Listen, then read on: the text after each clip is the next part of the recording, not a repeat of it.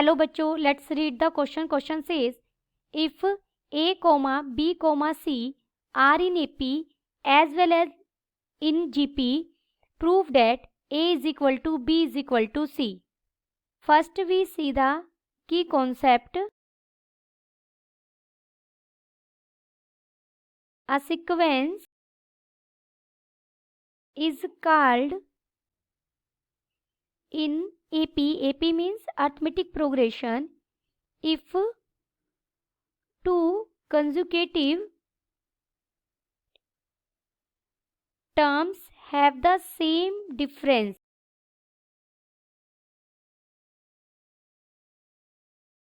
That is an plus 1 minus an is equal to constant for all n belongs to natural number. Also, a sequence is called in GP if the ratio of a term with its preceding term is constant. That is an plus 1 by an is equal to constant for all n belongs to natural number. Given a comma b comma c are in AP, अगर ये AP में है, this implies b minus A equal होगा c minus B के. Conjugative terms के बीच का difference same चलेगा. Let it be d से हमने इसे कहा है कि ये डिफरेंस कितना है, d है. दिस इम्प्लाइज यहाँ से b इक्वल हो जाएगा a प्लस डी के और c इक्वल हो जाएगा a प्लस 2d के.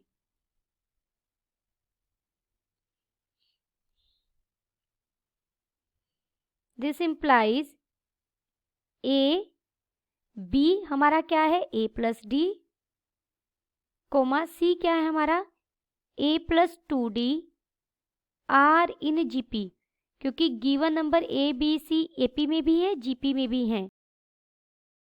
अगर ये GP में है तो कॉमन रेशियो सेम चलेगा, यानी मिडल वाले का स्क्वायर a प्लस डी का स्क्वायर. सबसे पहले आप ये भी लिख सकते हैं b square is equal to a into c मिलेगा. b तो हमारा a प्लस डी आया है, तो ये a प्लस डी का स्क्वायर इक्वल हो जाएगा a इंटू सी क्या है, a प्लस 2d की. This implies a square plus d square plus 2ad is equal to a square plus 2ad. यहाँ a स्क्वायर से a स्क्वायर कट जाएगा, 2ad से 2ad कट जाएगा.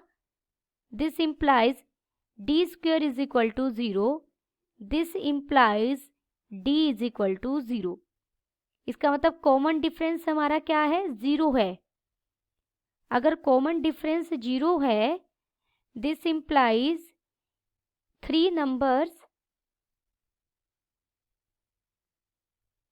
b are a plus d हमारा क्या था, b.